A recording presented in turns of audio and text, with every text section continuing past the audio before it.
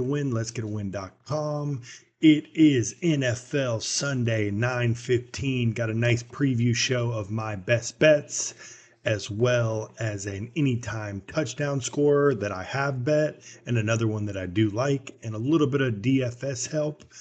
But first, let's recap the 9:14 college football best bets. We do go 1-1 in the day. Oklahoma State -20. They demolish Tulsa on the road at Tulsa. I thought Ollie Gordon was going to have a huge night, but it ended up being the seventh-year quarterback Bowman, who threw all over the place. I believe 5 touchdowns. They were up 45-0 at one point, a couple late touchdowns for Tulsa, but it did not matter.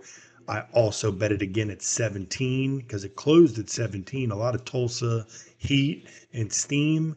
I believe that was because Oklahoma State welcomes in Utah next week, but Gundy did say they were not looking ahead, so that didn't bother me at all.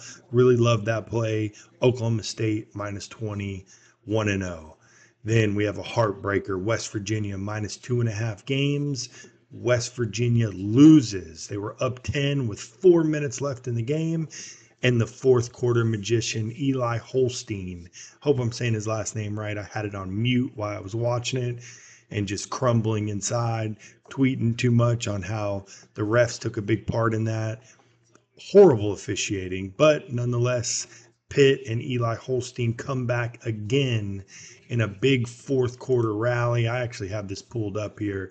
As you can see, West Virginia scored a beautiful touchdown with 4 minutes and 55 seconds left to go up 10 with 4:55 left.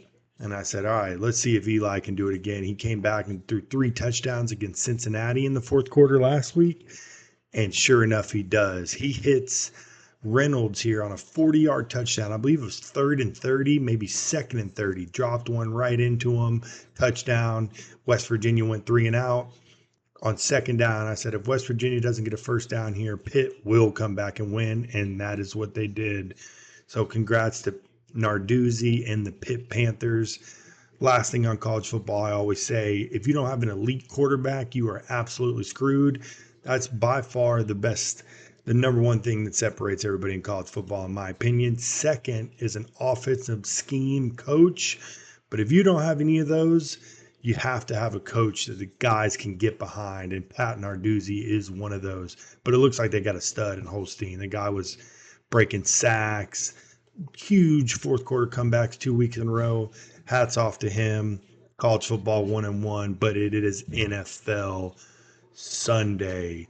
Slide over to the records real quick. I did update them all on the month. 8-4, up 3.35 units. Again, mostly 90% tennis, but now football is back. We do have some overall bets, but 126-55, up 81 units since 618 when I did majority tennis, but football is back.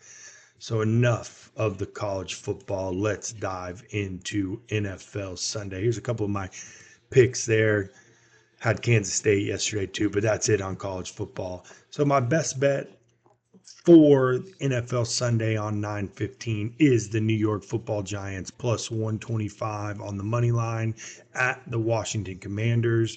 Going to slide into Spank odds real quick. Get those odds screens, everybody. As you see here, the Commanders opened at 2.5-point favorites. They've been bet down to 1.5. Money line was 125. Now it's 105. I did get it at 125, but I still like 105 as well. A couple of reasons why.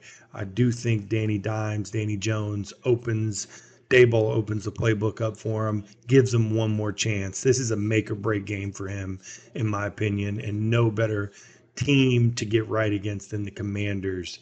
He does have a good overall record against the Commanders, and I believe 6 touchdowns to 1 interception, which is crazy for him because I did see that stat the other day that since he signed that big contract, he's had more pick sixes than touchdowns to his own guys since that signed contract.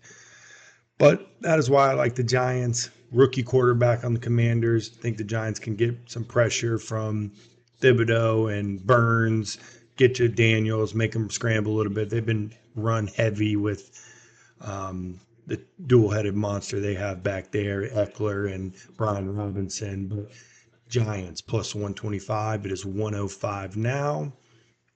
Also, not adding to the board, but I did bet it personally. I do like the Houston Texans tomorrow night at -6.5. Texans rebuilt that team, added Diggs, great coach, elite quarterback. Bears did not look good. I don't know how they escaped with that win against the Titans. I think Caleb Williams will struggle. They're going to scheme something good on defense for him. He will struggle, and I think the Texans handle him pretty easily. I will bet it, but it's not official play. Only NFL game that I like is the Giants. So let's slide back over to what else I have. Piggybacking on the Giants, I'm going to go Malik Neighbors. Anytime touchdown, plus 190. That is an official play.